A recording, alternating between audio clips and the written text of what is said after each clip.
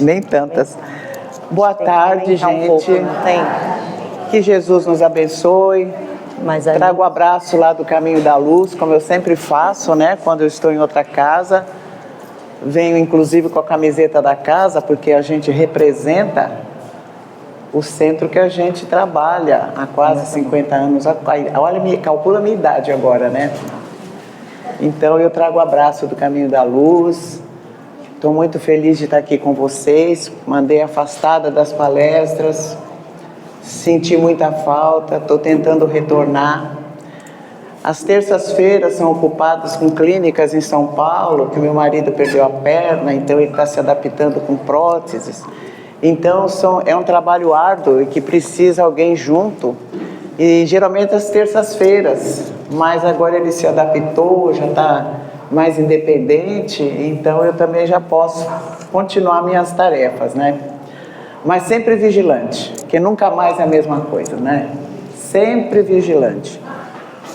Eu trouxe para vocês hoje a parábola do grão de mostarda, porque Jesus gostava muito das parábolas, que ele deixou 32.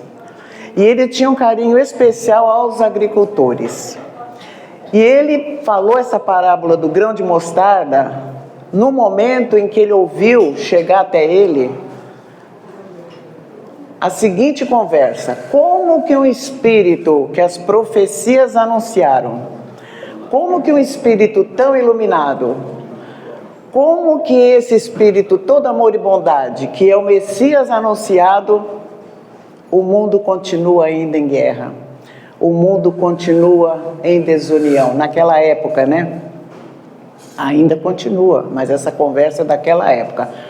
Como que a serenidade não se fez presente se ele é o enviado que as profecias anunciavam? Então o povo não entendia naquela época, não conseguia entender por que o mundo não ficou um mar calmo com a chegada dele, que tanta coisa boa ele fez, que tanto ensinamento, tanto exemplo, tanto amor, tanto carinho pela humanidade ele dedicou, e a humanidade não conseguia melhorar.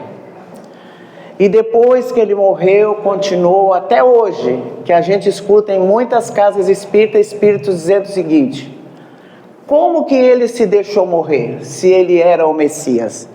Então a humanidade não consegue entender como que um espírito como ele se despede do mundo pelos braços da cruz. Como que ele conseguiu deixar isso acontecer? E Jesus nos dá grande lição, que todo esforço, toda luta que a gente tem na vida para ser uma pessoa melhor demanda tempo. O tempo sempre vai contar com a nossa melhoria. Ele sabia que o grão de mostarda é uma sementinha minúscula, como vocês estão vendo aqui, cabe na palma da mão. Ele sabia que o grãozinho de mostarda é semelhante ao reino dos céus, que plantando num campo fértil ele se transforma numa grande árvore e que até os pássaros do céu podem pousar. Ensinando para a gente que quando a semente da mostarda, que é o Evangelho, ela é plantada no reino dos céus dentro do nosso coração, nós conseguimos ser pessoas melhores, mais úteis, mais amorosas, mais pacientes, conosco e com o próximo. Então ele deixa essa grande mensagem do grão de mostarda, onde ele fala da beleza dos reinos dos céus e da fé. A fé que nós vamos estudar já. Eu tenho 20 minutos, senão o Rui não me chama mais. O papo aí fora é esse, né? 25? Nós estamos um pouco adiantados. O que é para fazer? Esse é para depois, né? Opa. Tá, eu tô. Tá, agora vamos lá. Essa passagem aqui, vocês... Onde que brilha? É aqui? É. Ó, essa descida dele aqui não está brilhando, mas tudo bem. Essa descida aqui, ó, foi na hora da transfiguração, que vocês já sabem quando ele se transfigurou, que estava o Simão e o João, onde ele ficou translúcido. Ele se desmaterializou de um jeito que naquela hora eles falaram, é o Messias. Então, quando ele desce da transfiguração, ele chega aqui embaixo e vê um homem esperando por ele, dizendo o seguinte: Senhor, tem compaixão do meu filho, porque ele é lunático e sofre muito, pois muitas vezes ele cai no fogo e muitas vezes na água. Eu trouxe aos seus discípulos e eles não puderam curar. Aí vai a primeira fofoquinha, né? Eles não curaram. Vamos ver se o Senhor cura, né? Aí Jesus diz: geração incrédula, até quando estarei convosco? Trazei-o aqui. Mas a gente sabe, perante os estudos que a gente tem feito, que é um processo obsessivo. Está dando para a senhora ver? Está dando para a senhora ver aqui o slide? Trata-se de um processo obsessivo, né? Então a gente vê aqui que nesse momento, com a imposição de mão, onde ele disse o seguinte: vocês podem fazer tudo que eu faço e muito mais. Onde ele vai falar da fé que a gente tem naquilo que a gente tem certeza que faz. Nesse momento ele coloca a mão, o espírito que estava com o menino se desliga e o menino retorna. Depois os discípulos perguntaram a Jesus: por que não podemos curar o menino? Esse porquê está errado, hein? Porque esse porquê tinha que ser separado. Quem entende de português sabe, mas eu não pude mexer no pendrive. Quando o porquê de pergunta é separado. Ai, todo mundo entende de português, tu viu, Rui? Ainda bem que eu expliquei. Por que não podemos curar o menino? Por causa da vossa pouca fé, pois em verdade vos digo que se tiverdes fé como um grão de mostarda, um grãozinho pequenininho, direis a esse monte: passa daqui para colar, ele há de passar e nada vos será impossível. Quer dizer, ele falava tudo por metáforas, né? A gente sabe as montanhas que ele queria dizer. Aí nós vamos investigar aqui o que é a fé. Confiança que se tem na realização de alguma coisa. Quando a gente tem certeza de uma coisa, quando a gente sabe que aquilo vai ser bom para a gente ou para outra pessoa, a gente finca naquilo. Como é que a gente sabe que não vai prejudicar? Porque os meus direitos terminam de começo do outro. Aquilo que não vai prejudicar ninguém, aquilo que eu tenho certeza que vai ser útil, aí eu vou desenvolver da minha fé. Certeza na realização de alguma coisa. Então eu vou fazer aquele pensamento, não é só pensamento positivo, é descruzar as mãos e fazer. Certeza que pode alcançar o objetivo. Se não chover, eu vou ao centro. Se não fizer sol, eu vou ao centro. Se der, então a gente na vida precisa começar a parar com isso daí, a gente tem que começar a ter certeza do que está fazendo, tá? Como aqui dentro do centro não chove, não tem problema vir na chuva, não é?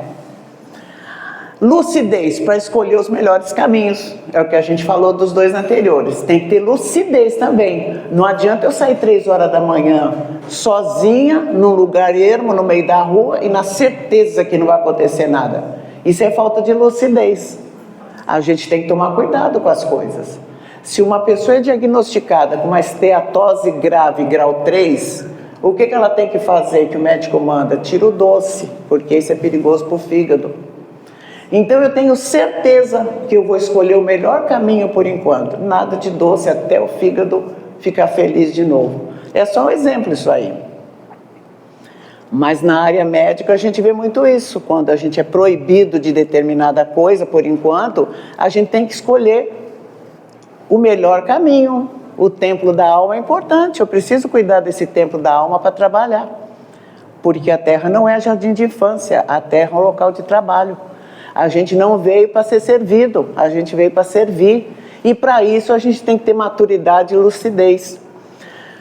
Então ele vai ensinando que montanhas a fé remove. Aí nós vamos, a má vontade, tudo a gente acha que outras pessoas podem fazer, a gente vai relevando, a gente vai achando que pode deixar para depois. A gente não analisa a urgência da hora, né? A resistência a melhorar, por mais que a gente entenda, a gente às vezes diz assim: eu sei que eu tenho que melhorar, mas aí está difícil. Antigamente eu tinha tanta paciência, hoje eu não tenho mais. Então a gente nunca teve, né? porque virtude não se perde. Depois que a gente conquista a virtude do coração, a gente não perde mais. O pessimismo, não vai dar certo, isso aqui vai dar errado. E a gente vai agasalhando isso ao longo dos anos, ao longo das encarnações, e a gente vai marcando passo. Preconceitos, os preconceitos são muito tristes, porque a gente não analisa onde é o preconceito, onde não é. A gente barra o caminhar de muita gente, porque elas tiveram outras opções, porque as opções políticas são outras. A gente discrimina quem pensa politicamente diferente da gente. A gente discrimina quem tem opção sexual diferente, opção religiosa diferente. O que nós precisamos é analisar a conduta moral da pessoa, e não as opções que ela teve. Mas a conduta moral perante a vida é que a gente precisa trabalhar o preconceito.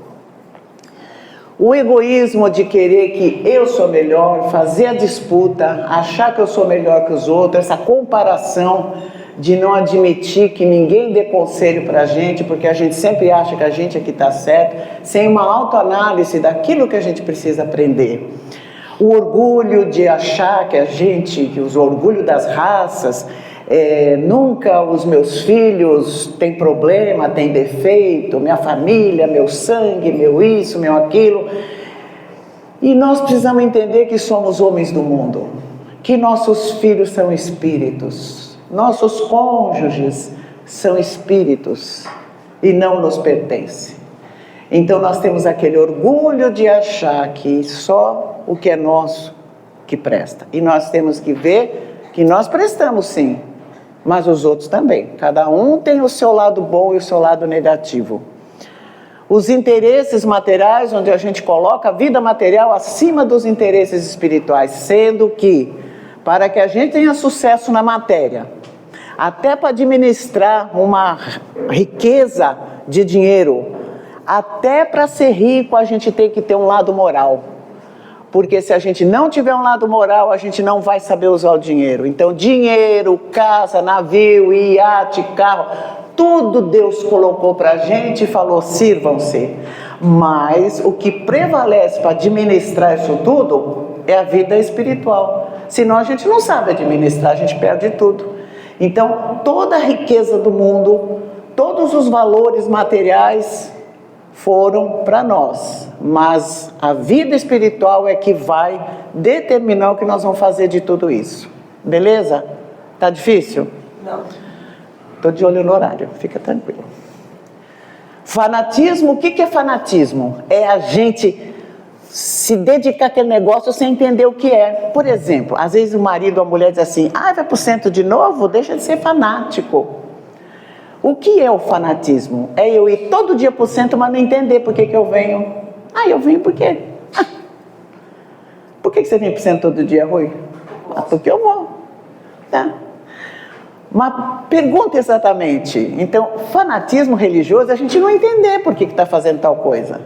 Por que eu venho para o centro? Porque eu gosto, porque eu amo, eu me sinto compromissado, eu amo Jesus, eu fico feliz dentro desse magnetismo dentro de um centro espírita, eu amo ir lá. Aí tudo bem, não é fanatismo religioso. Agora, fanatismo religioso é alguém perguntar assim, por que você vai para o centro? Sei lá, eu vou porque eu estou bem a todo dia. Não, eu não tenho o que fazer em casa, então eu vou. Às vezes a pessoa vai todo dia para o centro para cair fora de casa, mas aí é outra história, não é comigo, viu?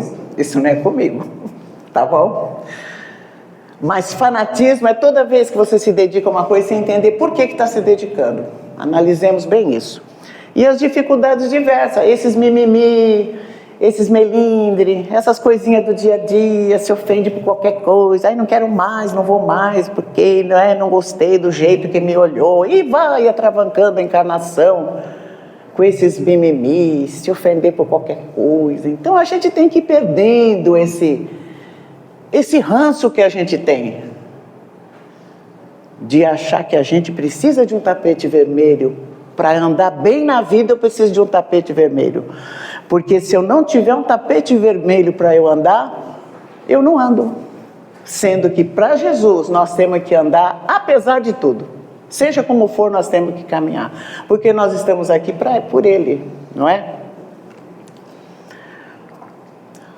A fé sincera, robusta, olha que diferença. A fé sincera, robusta, faz com que a gente persevere, que a gente insista. E que a gente, insistindo, vai criando energias para vencer as dificuldades da vida. A fé sincera, vacilante, a gente tem fé, a gente é sincero, mas a gente vacila muito.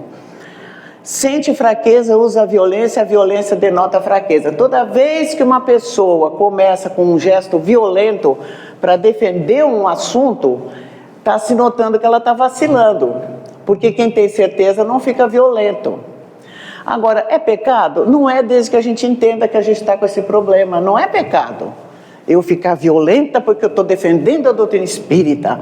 Não, eu não vou admitir que você fale isso porque eu defendo a bandeira da doutrina espírita. Isso é uma fé vacilante. Porque para defender a doutrina espírita, primeiro que a nossa defesa. A doutrina espírita nunca precisou de defesa. Segundo, se a gente quer defender mesmo, que a gente defenda com as armas do conhecimento. Da certeza, da tranquilidade, da calma, e não, porque, igual as cruzadas, né? Para defender Jesus se matou muito. Matou-se muito em nome de Jesus. No tempo da Inquisição, matou-se muito em nome de Jesus. É uma fé vacilante essa daí, onde houve uma grande violência, sendo que o representante de tudo aquilo era calmo, amor e paz, não é? A fé raciocinada se apoia nos fatos e na lógica. A doutrina espírita é ciência, é de lógica. Ela não é uma doutrina aleatória. Ela é baseada na filosofia de onde eu vim. O que eu estou fazendo aqui na Terra? Para onde eu vou? A doutrina espírita da filosofia. Doutrina espírita, ciência. Fé raciocinada. Como é isso, como é que se recebe espírito, como é que o espírito conversa através do médium, como que funciona o veículo físico de um médium para que a tela mental dele capte o espírito que vai comunicar. Então a doutrina espírita ela é ciência, quando ela prova o que está fazendo. E ela é filosofia, onde ela sustenta toda a base de Jesus. Porque sem Jesus, a doutrina espírita seria só ciência e filosofia. Com Jesus, ela é a doutrina espírita cristã. Tá bom? A fé cega gera incerteza e dúvida. A gente fica assim, eu não sei se eu quero, se eu não quero. Eu não sei se eu gosto de doce, de salgado. Eu não sei se eu vou para tal lugar. Não sei se eu vou para... Eu não sei se eu confio em Jesus, ele se deixou morrer. Como é que eu vou confiar numa pessoa que se deixou morrer? É necessário que a gente estude. Por que que ele fez isso? Em que momento ele se calou perante Pôncio Pilatos? E quando perguntaram para ele, você tem família? Por que que ele se calou? Porque ele sabia que a família dele ia ser morta lá. Ele sabia que iam atacar. Você é Deus? Tu que está dizendo. Então nós temos que estudar a vida dele. Quem quiser saber o dia a dia de Jesus, leia O Sublime Peregrino. É o nosso livro de cabeceira do Ramatiz. É um livro maravilhoso. E tem também um livro chamado Maria de Nazaré, pelo irmão José, através da psicografia do Baceli. É muito interessante. E eu terminei de ler agora Nicodemos, o doutor da lei, onde tem todo aquele processo da prisão de Jesus, para a gente entender por que que ele deixou. Porque ele podia chamar 1000 anjos e libertá-lo naquela hora, mas ele não chamou. Por que que ele não chamou? Então, nós temos que entender essa grande personalidade que é o nosso governador planetário, né? Quem não possui a fé verdadeira, não procura os meios, porque não acredita que possa vencer. Então a gente precisa confiar na gente, acreditar na gente, ter certeza de que a gente é espírito eterno. Precisa saber que os propósitos da gente, que seja para melhoria espiritual, que a gente tem que insistir. Precisa estudar, precisa adquirir conhecimento, precisa ouvir pessoas que sabem mais que a gente, trocar ideia. Se a gente sente que está com uma ideia perniciosa, suicida, de doença, a gente precisa conversar com alguém, a gente não pode ficar calado, sofrendo sozinho, então a gente precisa buscar ajuda, tá bom? Em quem a gente confia. Quem tem fé caminha com segurança. Quem tem fé é calmo, paciente e sabe esperar, mas não é a calma assim não, ó. A calma é agindo, porque todo o tempo, todo o esforço que a gente emprega depende do fator tempo, mas não esse tempo de braço cruzado, o tempo trabalhando. Sabe esperar, está agindo, mas sabendo, esperando, sabendo que o tempo está agindo. A calma na luta é sinal de força e confiança. Então, às vezes a pessoa, fulano é tão calmo, depende, vamos ver que calma é essa. Às vezes a calma é uma calma ociosa, mas a calma é a calma de quem está lutando para melhorar e sabe que é o fator tempo que vai definir. Mas o importante é que está lutando, que está movimentando energias, como nós vamos ver aqui agora, ó. Ação magnética da fé, o homem age sobre o fluido universal, modifica-lhe a qualidade e lhe dá um impulso irresistível. O fluido cósmico universal, ele está em toda parte, vem das plantas, de todos os locais da natureza, e todos nós temos o nosso fluido cósmico universal. Então nós temos a força, a coragem, a calma, a fé, nós temos todos esses atributos dentro de nós, precisamos trazer para fora. Precisamos trazer também para fora as trevas que existem em nós, para que a luz possa ajudar essas trevas. Então nós temos as luzes e as trevas dentro de nós. As luzes estão aqui, no fluido cósmico universal, que quando a gente aceitar trazer as trevas para fora, a gente vai melhorar. Porque o futuro da humanidade é a luz. Certo? A ação magnética da fé decorre que aquele que é um poder fluídico normal junta a ardente fé pode, só pela força da sua vontade dirigida para o bem, operar esses singulares fenômenos de cura e outros, tidos antigamente por prodígios, mas que não passam de efeito de uma lei natural. Tal o motivo porque Jesus disse a seus apóstolos, se não o curaste foi porque não tinhais fé. Então é assim, ele quis dizer o seguinte, aqui trocado mais ou menos em miúdos, que quando a gente consegue a virtude, a gente não perde mais. E devolver a carteira que a gente achou de uma pessoa, não é virtude. Devolver um dinheiro a mais que deram para a gente, não é virtude, é uma condição do espírito. Virtude é quando a gente vê que não consegue ser bom e naquela hora a gente foi. Virtude mesmo é quando a gente teve um insight, começou a melhorar, faz aquela ação.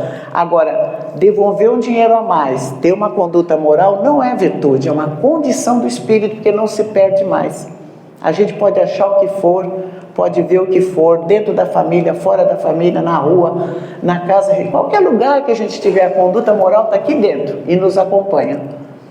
Então, aquilo que a gente faz em questão de conduta moral é uma condição espiritual já. Quem conquistou, graças a Deus, não perde mais. E aqui Jesus mostrando uma ação magnética da criança que estava doente, onde ele fala que todos nós podemos fazer isso muito mais do que ele. Olha a lição de casa que ele deu para a gente. Vós sois deuses, vós sois o sal da terra, vós sois luzes, porque que Deus ele quis dizer que a gente era Deus, ele quis dizer que pelo esforço de tudo isso que a gente estudou até agora, por todo esse esforço, a gente seria, e a gente está lutando para isso, ser os grandes representantes dele aqui na Terra. Hoje tem o passe é curativo, as pessoas não têm noção do que acontece dentro de uma sala de passe. É muito interessante o que se opera lá dentro. Vós sois deuses, são os trabalhadores de Jesus ministrando passe. Aqueles que estão recebendo passe também estão colaborando com Jesus, porque eles estão entrando na linha da sintonia do passe. E toda pessoa que procura uma casa espírita para tomar o seu passe está colaborando na obra de Jesus, porque está querendo melhorar, está querendo ser uma pessoa melhor e também está colaborando na obra de Jesus. Vós sois o sal da terra, nós somos o tempero, porque sem o sal a terra fica sem graça, sem nós a terra fica sem graça. Então ele conta conosco. Então quando ele fala tudo isso, vós sois a luz do mundo, é a luz que ele deixou pronta para nós. Tudo pronto. Nós precisamos correr atrás para usar essa luz. Que Jesus nos abençoe. Muito obrigado por terem ouvido. Poxa, pontual. Isso é que é pontualidade britânica. Obrigada.